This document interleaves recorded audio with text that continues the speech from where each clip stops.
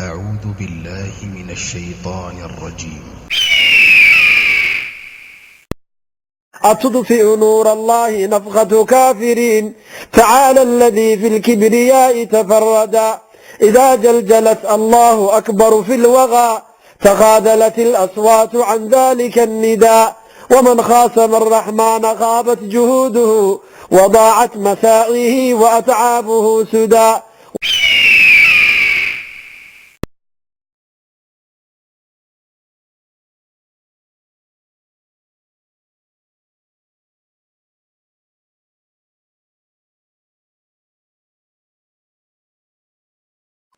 هذا العجيب أيو كقرية حافظ ابن حجر كتاب كيس اللي يلاهدو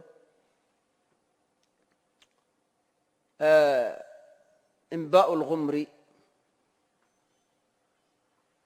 بأبناء العمر. وهل علمكم الجهاد إلا الفقهاء؟ والجهاد كفقهاء معيدنا هين بايدين برطي ابن حجر باقرية تلو ما هذا اللذن وح لميدا أما الشبه كله هي وقت يسي صباحي إنباء الغمر كان كأخري. وهل على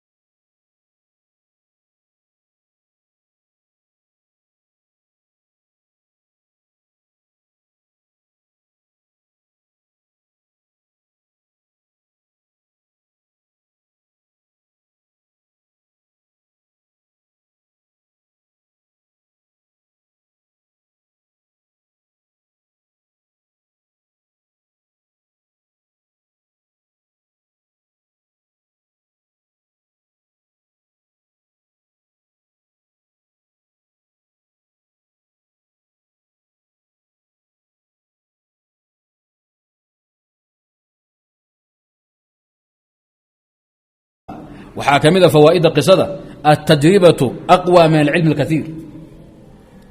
النبي صلى الله عليه وسلم كان أعلم من موسى. طيب ومع ذلك موسى markuu talinhayay اعتمد على التجربة. hortaabaan dadkan tijaabiyey khibrad baan u leeyahay waan soo dhaqay waa ku soo rafaaday anaa ku soo faramudxay buuri. nabi maxamed oo cilmigaada badan iyo aqoontada u kaadiyo warkayga qaada buuri. maxaa yeelay nimaan dhul marin dhaaya male anugu dhul baan marayba hawl baan hayaa waxbaan soo dhaqay waxyigan iyo cilmiga badan iyo adugu karaamadan u kaadiyo tajribada iga qabsa buuri hawsha anaa tijaabiyey.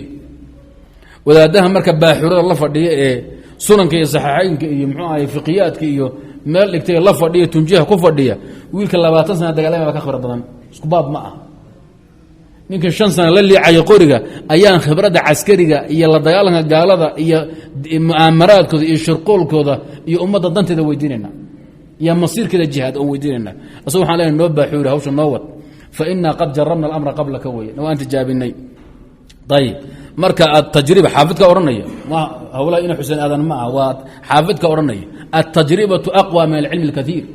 طيب ayada ka xoog badan waa la i'timaadahaya qisada Muuse Muhammad baan laga qaatay alayhi salatu wasalaam